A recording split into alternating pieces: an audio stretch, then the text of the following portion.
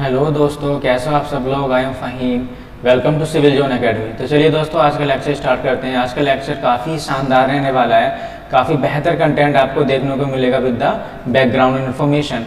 This for the daily current affair video sources other the Hindu, PIB, all India radio and other. दोस्तों आज 14 जुलाई, देख लेते हैं कौन कौन सी न्यूज़ हमारे लिए इंपॉर्टेंट रहेगी।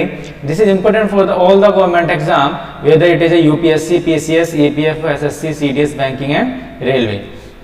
चलिए दोस्तों, आज का पहले न्यूज देखते हैं। एक अभी इंडियन रेलवे का एक मिशन मोड स्टार्ट होने वाला है, ठीक है। एक प्रोजेक्ट स्टार्ट होने वाला है जो ग्रीन रेलवे है, ग्रीन रेलवे के नाम से है, और जो 2030 तक कंप्लीट होगा, ठीक है। तो ग्रीन रेलवे, जिसका मकसद क्या है, net zero carbon emission. Clear. तो देख लेते हैं इसमें क्या है। इसका यह है कि जो इनिशिएट करने वाले हैं towards the mitigation of the global warming और कॉम्बेटिंग द क्लाइमेट चेंज। तो क्लाइमेट चेंज और ग्लोबल वार्मिंग को देखते हुए, ठीक है, तो इंडियन रेलवे को एक ग्रीन रेलवे बनाने की बात की जा रही है। ग्रीन रेलवे का मतलब ग्रीन एनर्जी इसमें प्रोवाइड करने की बात कही जा रही है, ठीक है। नेट जीरो कार्बन एमिशन, आपने देखा डीजल हो गया, डीजल यूज होता है इसमें, ठीक है, और कोल वगैरह यूज होता है। तो इसके ठीक है, इसके रेस्पेक्ट में एक दूसरे तरीके से ग्रीन, ठीक है, ग्रीन एनर्जी प्रोवाइड करने की बात की जा रही है। जैसे सोलर एनर्जी हो गया, क्लियर, सोलर एनर्जी हो गया और अदर जितनी भी एनर्जी हो गया, ठीक है, रिन्यूएबल एनर्जी। तो इस तरीके से इसमें, ठीक है, प्रोवाइड कराने की बात की जा रही है। अब देख लेते हैं, जैसे इलेक्ट्रिफिकेशन हो गया, ठीक है, रेलवे इलेक्ट्रिफिकेशन हो गया और उसकी एनर्जी और एफिशिएंसी को बढ़ाने की बात की जा रही है। ग्रीन सर्टिफिकेशन, जितने भी स्टेशन है, ठीक है दोस्तों, उसको ग्रीन स्टेशन बनाने की बात की जा रही है। और bio toilet, clear, bio toilet अभी बताता हूं आपको कि बायो टॉयलेट आखिर है क्या। तो इस तरीके से बनाने की बात कही जा रही है, ठीक है। तो फाइनली मकसद क्या है, achieving the net zero carbon emission, मतलब कार्बन एमिशन को जीरो तक लाना, ठीक है। तो प्रोजेक्ट है 2030 तक का, ठीक है, तो ध्यान रखिएगा। बाकी जितने भी इसके रूट हैं, जिसके रूट है मान लो बीजी का मतलब है ब्रॉड गेज, ठीक है। ब्रॉड गेज का मतलब क्या है दोस्तों, कि इसका जो, ठीक है, इनके बीच की पटरी की जो, ठीक है, गैप है लगभग 5 फीट के आसपास होता है। इसको बोलते हैं ब्रॉड गेज, क्लियर। या इसका कह सकते हैं लगभग 4 फीट और 8.5 इंच, लगभग 5 फीट के आसपास होता है, ठीक है। तो उसकी जितनी भी ये रूट होगा, बीजी रूट होगा, तो इस सभी को इलेक्ट्रीफाई करने की बात कही जा रही है, ठीक है। ये सभी, ठीक है, ये पटरी कहां से होगा, इलेक्ट्रीफाइड करने की बात कही जा रही है 2023 तक, ठीक है। तो ध्यान रखना। बाकी 63% जो बीजी रूट है, ठीक है, ब्रॉड वाला जो रूट है, तो ये कंप्लीट हो चुका है, लगभग 40,000, ठीक है, रूट किलोमीटर, तो इतना कंप्लीट हो चुका है, क्लियर। बाकी पूरे जितने भी रूट हैं 2023 तक उसको इलेक्ट्रीफाई करने की बात की जा रही है। बाकी अगर सोलर एनर्जी के केस में देखा जाए तो इसका जो पोटेंशियल है इंडिया का दोस्तों 500 मेगावाट का है, ठीक है। तो इसको हार्नेस करने की बात की जा रही है कि सोलर से भी स्टार्ट किया जाए। बाकी एक प्रोजेक्ट कंप्लीट हो गया फिलहाल में मध्य प्रदेश बीना में, ठीक है। कितने मेगावाट का 1.7 मेगावाट का, ठीक है। तो वेल के साथ में हुआ, ये कंपनी है भारत हैवी इलेक्ट्रॉनिक लिमिटेड, ठीक है। तो एक इंस्टॉल, ये जो प्रोजेक्ट है दोस्तों इंस्टॉल्ड हो गया है, अभी फिलहाल में टेस्टिंग में है, क्लियर। तो इसको जो बोला जा रहा है, ये वर्ल्ड का पहला सोलर प्रोजेक्ट बोला जा रहा है जो रेलवे में हो रहा है, ठीक है। तो ध्यान रखेगा कौन सा है, वर्ल्ड का पहला सोलर प्रोजेक्ट, ठीक है, जो रेलवे में किया जा रहा है, वो 1.7 मेगावाट बीना मध्य प्रदेश में, ठीक है। तो ध्यान रखना ये पॉइंट। बाकी जो 505 पेयर ऑफ द ट्रेन है, ये इसको कन्वर्ट करने की बात की जा रही है हेड ऑन जनरेशन। देखिए हेड ऑन जनरेशन का मतलब एक टेक्निक है जिससे आपकी डीजल की सेविंग होगी, क्लियर। देखिए यहाँ पे कितना हो रहा है, लगभग 450 करोड़ पर एनम सेविंग होने वाली है, क्लियर। इतने करोड़ की डीजल से सेविंग होने वाली है। तो ये एक टेक्निक है हेड ऑन जनरेशन, क्लियर। बाकी देख लेते हैं फिलहाल में जो ग्रीन इनिशिएटिव के देखते हुए कितने कोचेज इन्होंने किए, 69,000 कोचेज फिट कर दिए हैं, जिसमें 2,44,000 बायो टॉयलेट्स हो गई। अब देखिए बायो टॉयलेट्स, न्यूज में बायो टॉयलेट्स होता क्या है, देखिए बाकी आपने देखा जनरली ट्रेन में, ठीक है, ट्रेन में टॉयलेट होता है, तो उसमें जो पटरी होती है, जो ह्यूमन एक्सक्रीटरी वेस्ट होता है, जो ह्यूमन वेस्ट होता है, देखिए पटरी पर गिर जाता है, ठीक है, पटरी पर होता है ये। तो ठीक है, इन्वायरमेंटल प्रोटेक्शन को देखते हुए एक टॉयलेट ऐसी बनाई गई जिसको बायो टॉयलेट बोलते हैं। इसमें क्या होता है, जो भी ह्यूमन का वेस्ट होता है, एक टैंक होता है, उस टैंक में चला जाता है, ठीक है। उस टैंक में जाने के बाद में इस टैंक के अंदर बहुत ही हाई ग्रेड के, ठीक है, काफी ज्यादा हाई ग्रेड के बैक्टीरिया होते हैं, तो बैक्टीरिया जो होते हैं उसको कन्वर्ट कर देते हैं वेस्ट को दोस्तों, किसमें, मीथेन गैस में और वाटर में। क्लियर। तो इस तरीके से जो वेस्ट प्रोडक्ट है वो काम में आ जाता है, ठीक है, मीथेन गैस, और इन्वायरमेंट को भी, ठीक है, सेफ रहता है। तो इस तरीके से इसको बोलते हैं बायो टॉयलेट। क्लियर। तो ध्यान रखना। अगला देखते हैं, एक न्यूज में रावण क्या है, रावण और स्पाइक फायरफ्लाई। देखिए अभी defence of acquisition council, DAC, ये इंडिया की काउंसिल है, ठीक है, डिफेंस मिनिस्ट्री में। तो इन्होंने अभी बात की जा रही है कि एक लाया जा रहा है remotely control unmanned aerial vehicle है जिसका नाम है रावण, ठीक है, वो ठीक है यूनाइटेड स्टेट से लाया जा रहा है, और जो स्पाइक फायरफ्लाई इजराइल से लाया जा रहा है। क्लियर। तो ये अनमैन्ड एयर व्हीकल्स हैं, तो ये लाया जा रहा है। बाकी इसकी रावण जो RQ-11 है ये 200 पीस लाने की बात की जा रही है। बाकी कुछ इजराइल के जो है तुम्हारे आपके स्पाइक फायरफ्लाई, इसको लाने की बात कही जा रही है। अब देख लेते हैं क्या है ये RQ-11 रावण, ठीक है। देखिए दोस्तों ये रिमोटली कंट्रोल, रिमोट से कंट्रोल होता है, और जो लॉन्च हो सकता है हैंड के थ्रू हो सकता है। देखिए पिक्चर देख सकते हैं इस तरीके से, ठीक है, हैंड के थ्रू इसको लॉन्च कर सकते हैं ये। क्लियर। और बाकी जो इसके कितना एल्टीट्यूड, कितनी ऊंचाई तक उड़ सकता है, ये 500 फीट तक, 500 फीट तक उड़ सकता है इसकी ऊंचाई। और जो इसकी स्पीड रहेगी दोस्तों 45 से 97 किलोमीटर, ठीक है, 45 से 97 किलोमीटर पर आवर, 1 घंटे में इतने किलोमीटर इसकी स्पीड रहेगी। और जो फ्लाई कर सकता है इसकी लिमिट जो है दोस्तों 10 किलोमीटर तक है। क्लियर। देखिए बॉर्डर सिक्योरिटी के लिए काफी बेनिफिशियल साबित होगा ये। दूसरा देख लेते हैं स्पाइक फायरफ्लाई, ये देखिए इजराइल से लाया जा रहा है। एक ज्वाइंट वेंचर किसका है ये इजराइल की कंपनी है राफेल एडवांस डिफेंस सिस्टम और इजराइल की मिनिस्ट्री के बीच में ज्वाइंट वेंचर हुआ है, ठीक है, इन्होंने बनाया ये स्पाइक फायरफ्लाई। बाकी ये, ठीक है, इसका एक किट भी है जो सोलर से भी चलता है। क्लियर। ध्यान रखिएगा इसका वेट है 3 किलोग्राम। तो हमें याद रखना है जो रावण है ये दोनों क्या है दोस्तों, ठीक है, अनमैन्ड एयर व्हीकल्स हैं। रावण जो लाया जा रहा है ये वहां से ला रहा है आपका यूएसए से, और ये आपका इजराइल से है, ठीक है, स्पाइक फायरफ्लाई। अब देख लेते हैं, देखिए जब इसका जिक्र हो गया देख लेते हैं क्या है ये डिफेंस एक्विजिशन काउंसिल, ठीक है। ये देखिए ये सबसे हाईएस्ट डिसीजन मेकिंग बॉडी है डिफेंस मिनिस्ट्री की, ठीक है, सबसे ऊपर वाली बॉडी है जो डिसीजन करती है कि क्या क्या पॉलिसी रहने वाली है डिफेंस में, और क्या क्या किस किस कैपिटल की जरूरत पड़ेगी, किस किस इंफ्रास्ट्रक्चर की जरूरत पड़ेगी, यही बॉडी डिसाइड करती है। क्लियर। तो जो भी सर्विस है, 3 सर्विस है, आर्मी, नेवी और एयरफोर्स, और जो इंडियन कोस्ट गार्ड, इनके लिए क्या क्या डिफेंस की जरूरत पड़ेगी। क्लियर। तो इस तरीके से ये हाईएस्ट डिसीजन मेकिंग बॉडी है, और इसके चेयरमैन जो होंगे दोस्तों मिनिस्टर ऑफ द डिफेंस इसके चेयरमैन होते हैं। क्लियर। और बाकी कब बनी थी बॉडी, 2001 में बनी थी, पोस्ट कारगिल वॉर 1999, ठीक है, 1999 में जो वॉर हुआ था कारगिल वॉर, उसके बाद में ये 2001 में बनाई गई थी। क्लियर। तो ये देखिए इनके ये चेयरमैन हो गए मिनिस्टर, डिफेंस मिनिस्टर साहब। अगले देख लेते हैं कैंपेन चलाया गया रोको टोको, पूछ लेते हैं कि रोको टोको कहाँ चलाया जा रहा है, ठीक है, ये कैंपेन मध्य प्रदेश में चलाया जा रहा है, कोविड-19 पैंडेमिक चल रहा है, तो इसको देखते हुए कैंपेन चलाया जा रहा है रोको टोको। क्लियर। इसमें क्या आता है जो मास्क नहीं पहन रहे हैं, ठीक है, उनको टोकेंगे, ठीक है, उनको बोलेंगे कि मास्क पहनिए, ठीक है, ये इसका मेन पर्पज है। रोको टोके का मतलब क्या है, स्टॉप, और उसको कैंपेन बताना है, ठीक है, लॉन्च करना है, और ये लॉन्च जो करेगा वॉलंटरी होगा बाय द सिलेक्टेड ऑर्गेनाइजेशन, कुछ ऑर्गेनाइजेशन सेलेक्ट की जाएंगी, ठीक है, ये, ठीक है, इसको लॉन्च करेंगे। बाकी ये मैंडेटरी कर दिया, देखिए स्टेट में मैंडेटरी कर दिया पूरे स्टेट में कि, ठीक है, wearing of the mask, mask का पहनने का, ठीक है, पूरे स्टेट में कंपलसरी कर दिया। बाकी जो ऑर्गेनाइजेशन क्या करेगी, मास्क जो, ठीक है, जो मास्क नहीं पहने होंगे ना पब्लिक प्लेसेस में, तो उसको मास्क प्रोवाइड कराएगी, ठीक है, और उनको कितना चार्ज करेगी, 20 रुपीज चार्ज करेगी किस मास्क का। क्लियर। अब देख लेते हैं गाइडलाइंस और कैंपेन कौन देगा, ये देगा स्टेट में जो भी हमारे कलेक्टर साहब इस यहाँ के स्टेट की गाइडलाइंस देंगे, क्या क्या गाइडलाइंस होनी चाहिए, और जो ऑर्गेनाइजेशन सेलेक्ट कराएंगे, ठीक है, वॉलंटरी, वो यही करेंगे। क्लियर।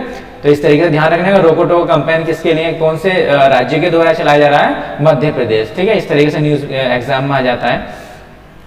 एक न्यूज में कि राइफल बनाने बात की जा रही है, अरद और कैरमल, ये इस तरीके की राइफल, ये देख लेते हैं क्या है, एक इजरायली वेपन इंडस्ट्री है IWI, ठीक है, तो ये दो, ठीक है, ये एक राइफल वाली कंपनी है, इंडस्ट्री है, राइफल बनाती है, जो है अरद एंड कार्मल। तो ध्यान रखेंगे कौन सी, कहाँ की है, इजराइल की है, ठीक है, तो अरद और कार्मल कहाँ की है, ये जो राइफल बनाती है ये इजराइल की इंडस्ट्री है जिसका नाम है इजराइल वेपन इंडस्ट्री। क्लियर। तो अभी मैन्युफैक्चर करने वाली है राइफल इंडिया के अंदर कहां पर, मध्य प्रदेश में भिंड डिस्ट्रिक्ट, और कौन सी कंपनी के साथ में, PLR सिस्टम प्राइवेट लिमिटेड, ठीक है, तो इस कंपनी के साथ में ये मिलकर अभी राइफल बनाने वाले हैं। क्या नाम है इसका? अरथ एंड क्रैमल, ठीक है, याद रखिएगा, इजरायली की कंपनी है।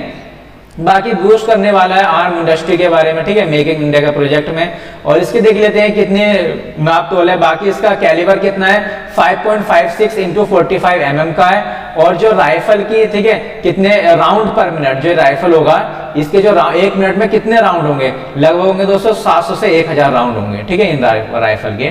और बाकी देख लेते हैं ये कौन सा, ये PLR कहाँ पर है, ठीक है, PLR system private limited company जो इंडिया में मैन्युफैक्चर करेगी। तो PLR क्या दोस्तों? ये PLR है इंडियन जॉइंट वेंचर कंपनी है, ठीक है, जो इजराइल के साथ में काम करने वाली है, ठीक है। और ये एक ऐसी प्राइवेट कंपनी है इंडिया के अंदर जो मैन्युफैक्चर करती है स्मॉल आर्म्स, ठीक है, स्मॉल आर्म्स मैन्युफैक्चरिंग करती है, क्लियर। तो ये ठीक है, इंडिया की पहली कंपनी है। बाकी देख लेते हैं कहां पर, ये मलनपुर इंडस्ट्रियल एरिया है भिंड में, ठीक है। भिंड कहां पर है? भिंड डिस्ट्रिक्ट है, मध्य प्रदेश। तो यहाँ पर ये स्टेब्लिश है। चलिए देख लेते हैं।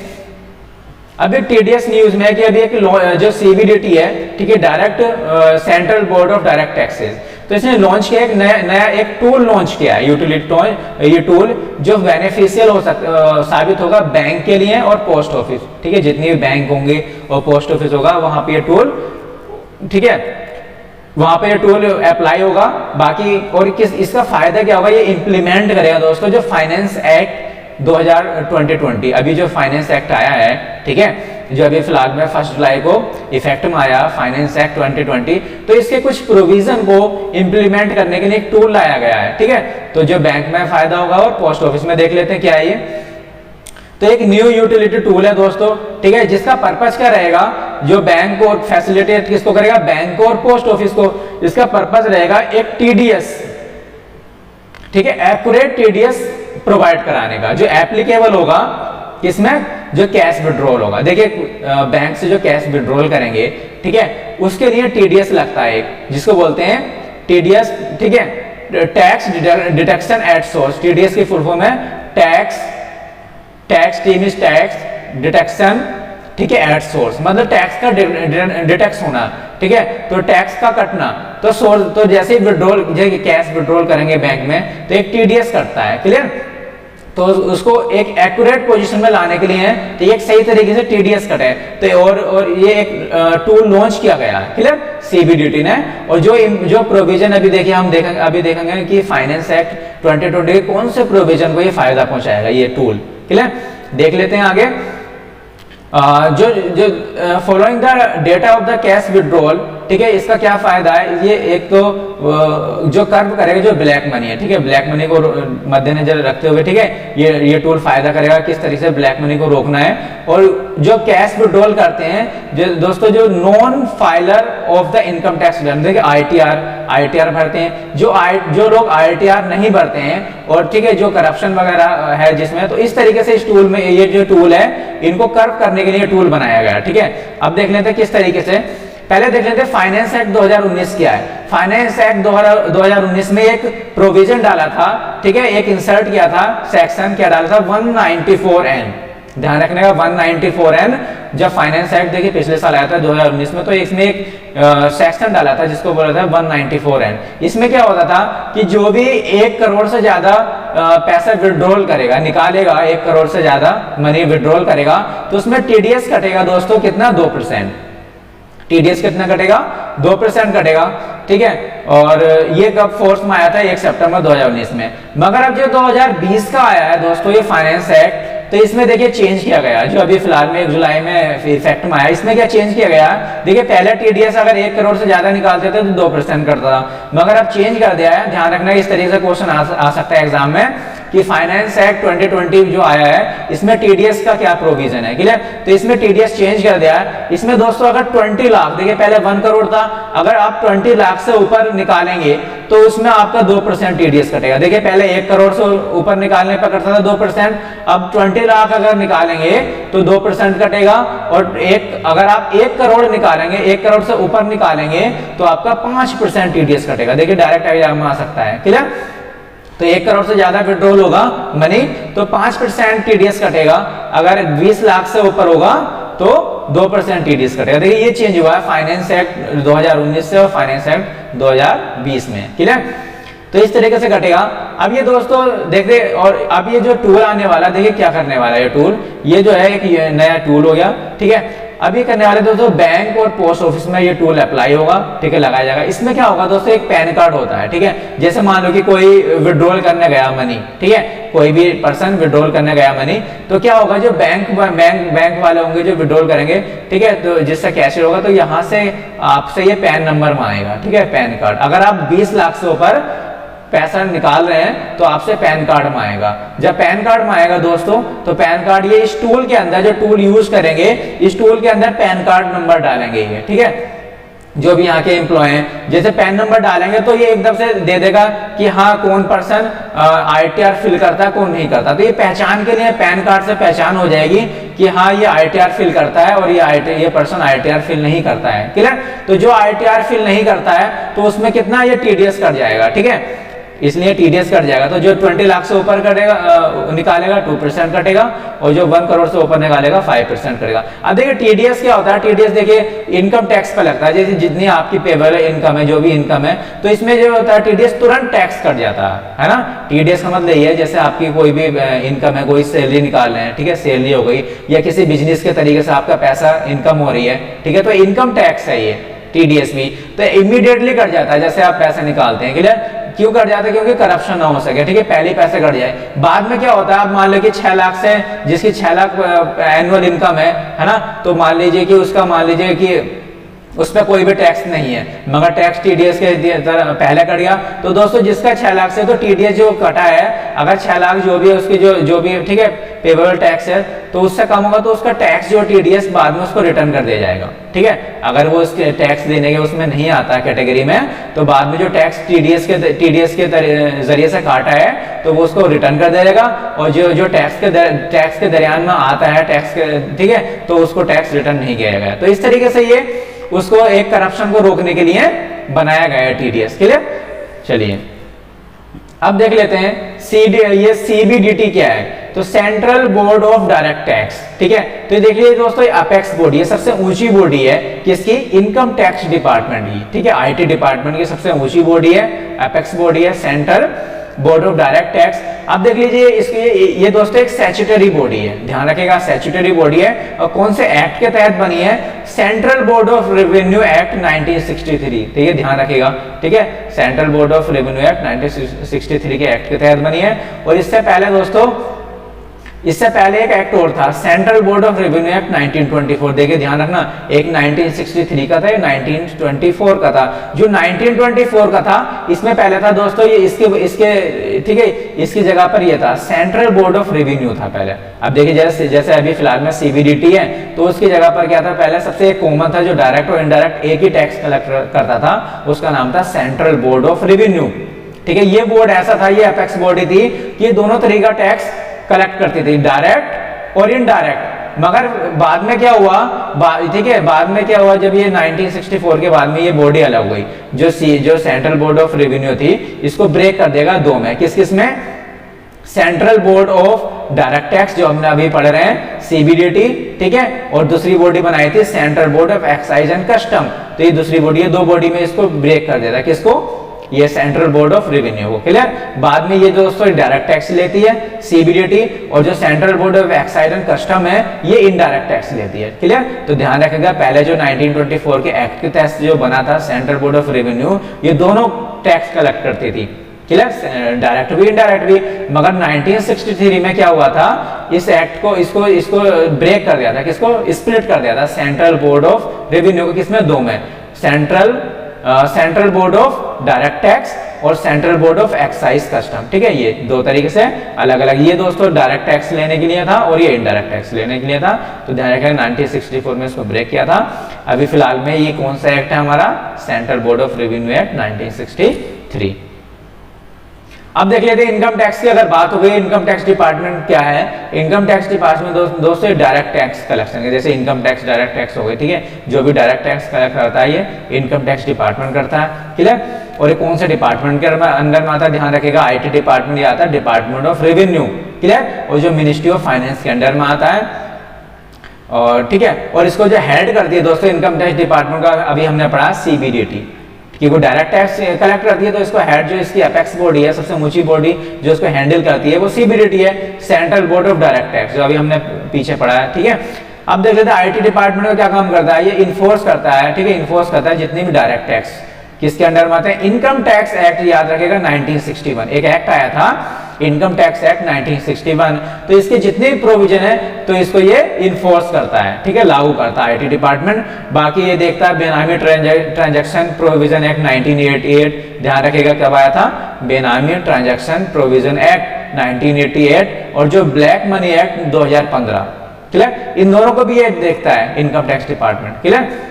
देखिए बेनामी ट्रांजैक्शन क्या होता है, देखिए जो प्रॉपर्टी वाला ट्रांजैक्शन होता है, ठीक है, मान लीजिए कि किसी की प्रॉपर्टी है, किसी ने ली, इधर ट्रांसफर किया, फिर इसको थर्ड पार्टी को ट्रांसफर किया, फिर इस पार्टी को ट्रांसफर किया, तो इस तरीके से पता नहीं चलता कि ओनर कौन है, तो उससे जो ट्रांजैक्शन होता है, ठीक है, उसमें कुछ करप्शन पाया जाता है, उसको बोलते हैं बेनामी ट्रांजैक्शन, क्लियर। तो उसको रोकने के लिए एक एक्ट आया था जो आया था 1988 में, क्लियर। तो इन दोनों को भी हैंडल करता है, ठीक है। तो अब देख लेते हैं, और ये गार मतलब जनरल एंटी अवॉइडेंस रूल, इसको भी देखता है IT डिपार्टमेंट, ठीक है। तो जितने जैसे टैक्स अवॉइडेंस करते हैं तो उस तरीके कैसे उसको रोका जाए, ठीक है, तो इसलिए आया था जनरल एंटी अवॉइडेंस रूल, ठीक है, तो इसको भी हैंडल करता है। बाकी देख लेते हैं हेडक्वार्टर कहाँ पर है, north block secretariat building new Delhi में, ठीक है, तो यहाँ पर इसका हेडक्वार्टर है। और देखिए दोस्तों फॉर्म्ड जो हुआ था ये 1860 में ये फॉर्म्ड हुआ था डिपार्टमेंट, क्लियर। अभी न्यूज में है कि ये कोविड-19 की वैक्सीन अभी पहली बन गई है वर्ल्ड में, ठीक है, जो जिसने कंप्लीट कर दिया ह्यूमन क्लिनिकल ट्रायल, ठीक है। तो क्वेश्चन आ सकता है वह कौन सी कंट्री है जिसने अभी सबसे पहली वर्ल्ड में जिसने ह्यूमन क्लिनिकल ट्रायल सबसे पहले किया था, ठीक है। तो दोस्तों वो रशिया की कंपनी है, गेमली इंस्टीट्यूट ऑफ एपिडेमोलॉजी माइक्रोबायोलॉजी, ठीक है। तो ध्यान रखना रशिया वो कंट्री है जिसने ह्यूमन क्लिनिकल ट्रायल सबसे पहले किया था, ठीक है। अभी आपने देखा होगा, ठीक है, हमने पहले भी डिस्कस किया था कोवैक्सीन क्या है, इंडिया ने अभी वैक्सीन बना दिया है, क्लियर। तो अभी जो इसका जो लागू होने वाला है ये 15 अगस्त की बात कही जा रही है, लॉन्च होने वाला है, ठीक है। तो अभी 15 अगस्त तक लॉन्च होने वाले हैं। अभी क्या है दोस्तों, अभी क्लिनिकल ट्रायल चल रहा है ना। अभी क्यों इसमें देरी हो रही है, क्योंकि अभी इसमें टाइम लगेगा, क्लिनिकल ट्रायल चल रहा है, ठीक है, उसके बाद में ये लॉन्च होगी। तो 15 अगस्त की लगभग 12 या 15 अगस्त की इसकी डेट दी है, क्लियर। और मगर जो रशिया की कंपनी है गैमली इंस्टीट्यूट ऑफ एपिडेमोलॉजी, इसने वैक्सीन बनाई थी, तो इसका जो क्लिनिकल ट्रायल अभी कंप्लीट हो गया। तो देखिए सबसे पहली कंट्री बन गई वर्ल्ड में जिसने ह्यूमन क्लिनिकल ट्रायल तो सबसे पहले लॉन्च होने वाली है। अभी जो फर्स्ट ग्रुप जो लॉन्च होने वाला है इसका 15 जुलाई को, क्लियर, और जो सेकेंड लॉन्च होगा 20 जुलाई को, ठीक है। तो ध्यान रखेगा इसको। अगला देखते हैं एक रिपोर्ट है जिसका नाम है वॉलेंट्री नेशनल रिव्यू रिपोर्ट। देखिए VNR रिपोर्ट इस तरीके से आ जाता है कि ये रिपोर्ट कौन जारी करता है, वॉलेंट्री नेशनल रिव्यू। तो जो ये जारी करता है दोस्तों यहाँ पे इंडिया में नीति आयोग जारी करता है, clear, national voluntary national review, ठीक है। और ये किसको जारी करता है, किसको प्रेजेंट करता है रिपोर्ट, ये रिपोर्ट देता है तो इसको, ये एक यूनाइटेड नेशन का प्लेटफॉर्म है जिसका नाम है हाई लेवल पॉलिटिकल फोरम, ये एक प्लेटफॉर्म है। तो इसको ये, ठीक है, यूनाइटेड नेशन का, तो इसको ये रिपोर्ट प्रेजेंट करता है नीति आयोग। तो ध्यान रखना इंडिया में कौन बनाता है, नीति आयोग प्रेजेंट करता है, clear, voluntary national review report. अब देख लेते हैं क्या है ये रिपोर्ट। ये दोस्तों रिपोर्ट करता है कंप्रेहेंसिव डिटेल देगा, पूरी तरीके से डिटेल देगा किसकी, कि क्या इनिशिएटिव लिए जा रहे हैं जो सस्टेनेबल डेवलपमेंट गोल। देखिए सस्टेनेबल डेवलपमेंट गोल कहां से कहां तक हमने पढ़ा था, 2015 से 2030 तक का टारगेट है, क्लियर। ये टारगेट तो 2015 में लॉन्च हुआ था और 2030 तक का टारगेट, इसमें 17 गोल है, क्लियर। तो इस गोल को कितना वर्क कर रहा है कंट्री, कितना इनिशिएट, कितना आपने काम कर चुका है, तो इसकी पूरी डिटेल देती है ये रिपोर्ट, ठीक है, वॉलेंट्री नेशनल रिव्यू। तो ध्यान रखेगा जो VNR रिपोर्ट है किसके लिए होती है, सस्टेनेबल डेवलपमेंट गोल को, कि इसकी क्या डिटेल है, ठीक है, इसको देने के लिए होती है, प्रेजेंट करती है, ठीक है, हाई लेवल पॉलिटिकल फोरम। और कौन करता है दोस्तों, ये नीति आयोग, क्लियर, ध्यान रखना है इसको। बाकी देख लेते हैं इसका टाइटल क्या है। इसका टाइटल देखिए, अब ये सेकंड नंबर की रिपोर्ट है और फर्स्ट नंबर की रिपोर्ट दोस्तों प्रेजेंट कर दी थी 2017 में नीति आयोग ने, ध्यान रखना, ठीक है। अब ये सेकंड नंबर की रिपोर्ट जारी की है और इसकी जो थीम है दोस्तों, decade of action taking sustainable development global to local, ठीक है। तो ये इसकी थीम है, आपको पता है 17 अभी हमने डिस्कस किया, 17 सस्टेनेबल ठीक है, डेवलपमेंट गोल है। और एक प्लेटफॉर्म पता ही है आपको कि कौन सा है, हाई लेवल पॉलिटिकल प्लेटफॉर्म, ये सेटअप किया गया था। क्लियर, तो इसकी रिपोर्ट देता है। चलिए देख लेते हैं आगे। अब एक जयंती बनाई गई है, सेलिब्रेट की गई है। देखिए इस तरीके से फ्रिक्वेंटली एग्जाम में आ जाते हैं। सिक्किम में सेलिब्रेट किया गया किसकी जयंती, भानु जयंती सेलिब्रेट की गई है। ठीक है, सिक्किम में सेलिब्रेट की गई 13 जुलाई को, कल सेलिब्रेट की गई है 206 नंबर। ठीक है, 206 बर्थ एनिवर्सरी थी इनकी। इनका नाम है भानुभक्त आचार्य। ठीक है, इनका क्या काम था, ये देखिए एक राइटर थे, इन्होंने ट्रांसलेट किया था, किसको ट्रांसलेट किया था, रामायण को संस्कृत से नेपाली लैंग्वेज में। ठीक है, रामायण किसमें, संस्कृत में, तो नेपाली लैंग्वेज में ट्रांसलेट किया था। और दोस्तों ये जो बॉर्न हुए थे, ठीक है, देखिए बॉर्न जो हुए थे ये दोस्तों नेपाल के तनहु डिस्ट्रिक्ट में, ठीक है, ये बॉर्न हुए थे। और नेपाल में दोस्तों 13 जुलाई को ये, ठीक है, सेलिब्रेट किया जाता है जयंती। और देख लेते हैं ये क्या है। ठीक है, तो नेपाल में पैदा हुए थे ये। बाकी इन्होंने जो अपने ग्रैंडफादर से इन्होंने संस्कृत स्टार्ट की थी, सीखना शुरू की थी। बाकी फिर ये बनारसी में आ गए थे संस्कृत सीखने के लिए, ठीक है, हायर एजुकेशन लेने के लिए। और अभी फिलहाल में क्या दोस्तों, अभी जो सिक्किम में नेशनल नेपाली साहित्य परिषद, इसने ऑर्गेनाइज किया था, इसने सेलिब्रेट किया है। क्लियर, और देख लेते हैं कौन कौन किस किसने पार्टिसिपेट अटेंड किया था। चीफ मिनिस्टर साहब जो सिक्किम के, ध्यान रखना है कौन है, प्रेम सिंह तैमंग, ये सिक्किम के चीफ मिनिस्टर हैं, तो इन्होंने पार्टिसिपेट किया था। और गवर्नर ऑफ द सिक्किम कौन है, गंगा प्रसाद। ठीक है, तो इन्होंने यहाँ पे अटेंड किया था।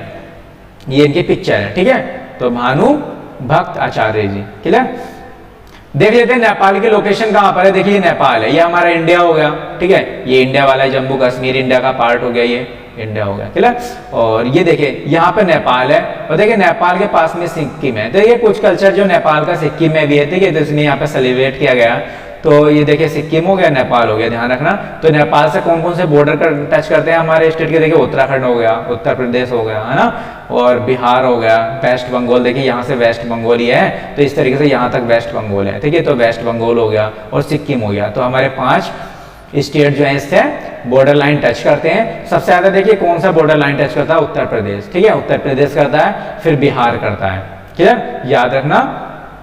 ठीक है, तो इस तरीके से ये बॉर्डर टच करता है, सबसे ज्यादा करता है उत्तर प्रदेश। क्लियर, फिर वेस्ट बंगाल, उत्तराखंड, ठीक है, सिक्किम, और सबसे जो कम करता है दोस्तों ये सिक्किम। ठीक है, ये करता है। अब देख लेते हैं सिक्किम। अब देख लेते हैं कि ये देखिए भूटान है। क्लियर, ये हमारा नॉर्थ ईस्ट का एरिया हो गया। देखिए इस तरीके से है, ये नॉर्थ ईस्ट का एरिया हो गया हमारा।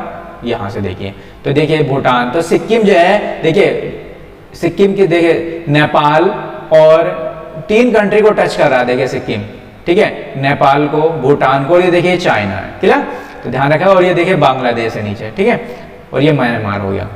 चलिए आगे देखते हैं। अभी क्या है, एक चावर पोर्ट से एक ट्रेन, देखिए रेल नेटवर्क स्टार्ट हो रहा है चावर पोर्ट से जहादैन। ठीक है, अभी न्यूज में देखिए ये चावर पोर्ट है, ये देखिए ईरान है। ठीक है, कहाँ पर है चावर पोर्ट, ईरान में, जो इंडिया ने डेवलप किया है। तो यहाँ से देखिए एक ये अफगानिस्तान का बॉर्डर है ना, ये अफगानिस्तान हो गया, ये पाकिस्तान हो, ये हो गया। ठीक है, तो ये बॉर्डर हो गया अफगानिस्तान का। तो ये यहाँ पर है जहादैन, तो ये जहादैन, तो यहाँ से एक रेल, ठीक है, डेवलप होने वाली है। तो क्यों न्यूज में है दोस्तों, अभी क्या हुआ है, देखिए 2016 में एक एग्रीमेंट हुआ था, किस किस के बीच में हुआ था, हमारे प्राइम मिनिस्टर साहब मोदी जी, ठीक है, और जो एक चाहवार एग्रीमेंट हुआ था, और ईरानियन प्रेसिडेंट, ठीक है, और अफगानिस्तान के प्रेसिडेंट, ठीक है, इन तीनों के बीच में हुआ था। और एक कंपनी थी, ये आपके यहाँ की ईरान की रेलवे कंपनी है, जिसका नाम है, ठीक है, इंडियन रेलवे कंसोर्टियम लिमिटेड। तो इनके बीच में एक एमओयू साइन हुआ था, एक रेल बनाने के, रेल डेवलप करने के लिए। कहां से कहां तक, देखिए चावर पोर्ट, यहाँ से चावर पोर्ट है, और ये देखिए यहाँ पे ये अफगानिस्तान का बॉर्डर है। ठीक है, जहादैन, तो यहाँ से एक रेल डेवलपमेंट की बात कही गई थी। ठीक है, तो अभी फिलहाल में क्यों न्यूज में है दोस्तों, अभी फिलहाल में डीले कर रहा है इंडिया। ठीक है, इंडिया क्या है, अभी डीले कर रहा है यहाँ पे ये, ठीक है, इस प्रोजेक्ट को डीले, इंडिया साइड से डीले हो रहा था। तो अभी ईरान ने ये काम स्टार्ट कर दिया। ठीक है, ईरान ने अपने तरफ पे ये काम स्टार्ट कर दिया है। तो देख लेते हैं क्या है ये। ठीक है, तो कंस्ट्रक्ट करना शुरू कर दिया ईरान ने रेल लाइन फ्रॉम द चावर पोर्ट टू जहादैन। ठीक है, और जो किसके बॉर्डर पर दोस्तों, जहादैन हमने देखा भी अफगानिस्तान के बॉर्डर पर है। ठीक है। तो ईरानियन गवर्नमेंट ने डिसाइड कर लिया कि अब कंस्ट्रक्ट करना स्टार्ट कर दिया है, ठीक है। क्यों? क्योंकि अभी डीले चल रहा है, इंडिया साइड से डीले हो रहा है, तो इन्होंने खुद ही इसको प्रोजेक्ट को स्टार्ट कर दिया है, क्लियर। बाकी ये प्रोजेक्ट दोस्तों 628 किलोमीटर का है, जो रेलवे लाइन बन रही है 628 किलोमीटर की, चाहबर और जहादेन। देखिए चाहबर पोर्ट काफी न्यूज में रहता है, किसके द्वारा कंस्ट्रक्ट किया गया? इंडिया के द्वारा, ध्यान रखना, ठीक है। तो ये जहादेन लाइन, तो इसको आगे फिर एक्सटेंड करने की बात भी कही गई है, कहां तक? ये है जरंज, ये देखो जरंज, ये भी बॉर्डर है, ठीक है। कहाँ का? अब इसका अफगानिस्तान का। देखिए अभी हम अभी देखते हैं यहाँ पे, और मैप में देखते हैं, यहाँ पर देखिए, यहाँ पर ये देखिए ईरान है ना, ये ईरान है, और ये देखिए ईरान हो गया ये, और ये अफगानिस्तान हो गया, पाकिस्तान हो गया, क्लियर। और ये देखिए हमारा इंडिया हो गया, क्लियर। यहाँ पे इंडिया हो गया, ये इंडिया हो गया। अब देखिए ईरान की काफी अच्छी लोकेशन पर है ईरान, ठीक है। यहाँ पे देखिए ये हो गया, सी हो गया, कैस्पियन सी हो गया, और ये पर्शियन गल्फ हो गया। तो पूछा जाता है ईरान किसके बीच में है, तो ठीक है, कैस्पियन सी और पर्शियन गल्फ के बीच में है। तो दोस्तों ईरान हमारे लिए बहुत ही इंपॉर्टेंट है। देखिए यहाँ से इंडिया से क्या होता है, इंडिया से ईरान से बहुत देखिए पास में, ठीक है। और बहुत ज्यादा तेल जो है काफी सस्ते में, ठीक है, इंपोर्ट होता है यहाँ इंडिया में। तो इसकी लोकेशन पर्पज से काफी इंपॉर्टेंट है, तेल की पर्पज से, ठीक है, एनर्जी की पर्पज से। दूसरा जो ज्यादा इंपॉर्टेंट है, हमारी जो कनेक्टिविटी हो सकती है कहाँ से? सेंट्रल एशिया से। देखिए सेंट्रल एशिया में बहुत ज्यादा एनर्जी रिसोर्स है, ठीक है, नेचुरल गैस वगैरह बहुत ज्यादा है। तो यहाँ से ये एक अल्टरनेटिव रूल, देखिए यहाँ पर देखिए चाहबर पोर्ट डेवलप किया था। देखिए मैं दिखाता हूँ आपको, ये देखिए यहाँ पे देखिए, ये देखिए मैंने दो मैप बना दिए यहाँ पे, ये बीच में ये देखिए चाहबर पोर्ट है। देखिए ये ईरान हो गया, है ना, इंडिया, ये चाहबर पोर्ट भी कोई नीचे है। एक आता है ग्वादार पोर्ट, देखिए यहाँ पे ये ग्वादार पोर्ट देखिए यहाँ पर है, ये किसमें? पाकिस्तान में। किसने बनाया? ये चाइना ने बनाया। ध्यान रखिएगा, जो ग्वादार पोर्ट है पाकिस्तान में है, और किसके द्वारा बनाया? चाइना के द्वारा। और इसी के पास में देखिए यहाँ पर, ये लोकेशन यहाँ पर है, कौन सी लोकेशन? ये देखिए ये लोकेशन, ये ईरान हो गया ना, ईरान हो गया। यहाँ पर चाहबर पोर्ट है, क्लियर। तो ये देखिए बिल्कुल पास में है ग्वादर पोर्ट, ये चाइना के द्वारा बनाया गया पाकिस्तान में, ठीक है। और जो चाहबर पोर्ट है ये इंडिया के द्वारा बनाया गया है ईरान में, ठीक है। तो ध्यान रखिएगा। तो देखिए काफी इंपॉर्टेंट पोर्ट है ये, ठीक है। अब देख लेते हैं कि इसकी कनेक्टिविटी के बारे में, देखिए क्यों इंपॉर्टेंट है ईरान हमारे लिए। देखिए हम यहाँ पर डायरेक्ट कनेक्ट हो सकते हैं, कहाँ पर? यहाँ पे सेंट्रल एशिया में। तो हमारे एक एनर्जी सिक्योरिटी के लिए काफी इंपॉर्टेंट है सेंट्रल एशिया। तो क्या एक अल्टरनेटिव रूल है, देखिए यहाँ से भी जा सकते हैं, पाकिस्तान के थ्रू, अफगानिस्तान के थ्रू, मगर यहाँ पे देख लो, यहाँ से इसको इस रास्ते को स्किप करने के लिए एक अल्टरनेटिव रूल है कि यहाँ पाकिस्तान को स्किप करके एक दूसरा रास्ता है जो ईरान के जरिए हम सेंट्रल एशिया में जा सकते हैं। तो बहुत ही एक पार्टनरशिप के लिए, बहुत ही इंडिया के लिए काफी बेनिफिशियल रूट है ये, ठीक है। तो यहाँ पे इससे हम लिंक हो सकते हैं, ठीक है, सेंट्रल एशिया से। तो इसलिए यहाँ पे एक चाहबर पोर्ट डेवलप किया था, और इसलिए यहाँ पे एक लिंक बनाया है दोस्तों, रेल, ठीक है, रेल डेवलपमेंट का काम चल रहा था, जो अफगानिस्तान को लिंक करेगा। फिर अफगानिस्तान से हम यहाँ पे जा सकते हैं सेंट्रल एशिया में, ठीक है। तो इसलिए एक अल्टरनेटिव रूल है जो पाकिस्तान को स्किप करके बनाया जा रहा था, ठीक है। तो इस तरीके से देखा जाए तो अभी फिलहाल में क्यों न्यूज में है, तो दोस्तों यहाँ पे अभी इंडिया डीले कर रहा है इस रेल के लिए, तो ईरान ने खुद ही स्टार्ट कर दिया ये प्रोजेक्ट, क्लियर। तो देख लेते हैं, बाकी ये 2022 में कंप्लीट होने वाला है। और जो इंडिया कौन से फंड के थ्रू करने वाला है, $400 मिलियन जो फंड है, ये इनका एक फंड है, ईरानियन नेशनल डेवलपमेंट फंड। तो यहाँ से ये फंड लेने वाला है, क्लियर। तो यहाँ से ये प्रोजेक्ट स्टार्ट करने वाला है। बाकी कौन कौन है, बाकी इंडियन जो रेलवे मिनिस्ट्री ईरान की, ठीक है, और किसके साथ मिलकर कर रही है? Indian railway consortium limited, IRC1, ठीक है। तो इस तरीके से ये रेल का डेवलपमेंट हो रहा है, तो ध्यान रखिएगा। अगला देख लेते हैं, एक न्यूज में हो रहा है कि ईरान क्या है, देखिए चाइना, इनकी पार्टनरशिप डील होने वाली है जो 25 साल से लटकी हुई थी, ठीक है। तो अभी फिलहाल में होने वाली है, क्या होने वाली है? देखिए एक तो ये डील थी कि चाइनीज का इन्वॉल्वमेंट होने वाला है, किसमें? चाहबर पोर्ट जो ड्यूटी फ्री जोन में, क्लियर, इसमें इन्वॉल्व होने वाला है। और इसके पास में जो आइलैंड, ठीक है, उसके पास में आइलैंड है, तो उसमें ऑयल रिफाइनरी बनाने वाला चाहबर पोर्ट की, ठीक है। तो ये डील अभी लगभग होने वाली है चाइना के पास में, देखिए चाइना भी इसमें इन्वॉल्व होने वाला है, ठीक है। तो कौन से कंप्रेहेंसिव एक इनका प्लान है, comprehensive plan for cooperation between the Iran and China, ठीक है। आप देख लेते हैं जो ऑयल रिफाइनरी बनाने वाले हैं दोस्तों, ये देखिए चाहवर पोर्ट के पास में एक ठीक है यहाँ पे एक जगह है जिसका नाम है बंदरे जास्क पोर्ट, एक पोर्ट है। देखिए यहाँ पर ये लोकेशन है, यहाँ पे चाहवर पोर्ट है, इसके पास में एक है ये क्या है बंदरे जास्क पोर्ट। तो यहाँ पे जो है चाइना आने वाला है, ठीक है, यहाँ पे चाइना ऑयल रिफाइनरी बनाने वाला है और जो चाहवर पोर्ट है और यहाँ पे भी इन्वॉल्व होने वाला है for the purpose of the duty free zone, ठीक है। तो देखिए इस तरीके से चाइना अपने पैर पसारने वाला है, ठीक है। तो इस तरीके से न्यूज में तो ध्यान रखिएगा। बाकी देख सकते हैं ये अगर पूरा वर्ल्ड का मैप देखा जाए तो देखिए ईरान हो गया है ना, ईरान की लोकेशन हो गई, इंडिया हो गया, ठीक है, ये सेंट्रल एशिया हो गया हमारा, ये कैस्पियन सी हो गया। तो ध्यान रखना है ईरान किसके बीच में, कैस्पियन सी और ये पर्सियन गल्फ के बीच में ये ब्लैक सी हो गया, ठीक है, ये यूरोप हो गया, अफ्रीका हो गया, क्लियर, ये अरेबियन पेनिनसुला हो गया, क्लियर। तो इस तरीके से हम देख सकते हैं।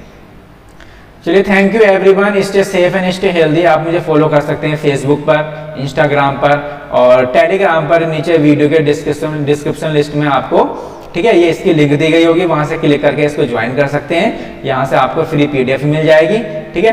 Please like share and subscribe, ये सब्सक्रिप्शन का बटन है, आप इस यहाँ से सब्सक्राइब कर सकते हैं, ठीक है, और बेल और जो नोटिफिकेशन के लिए आप बेल आइकन को दबा सकते हैं।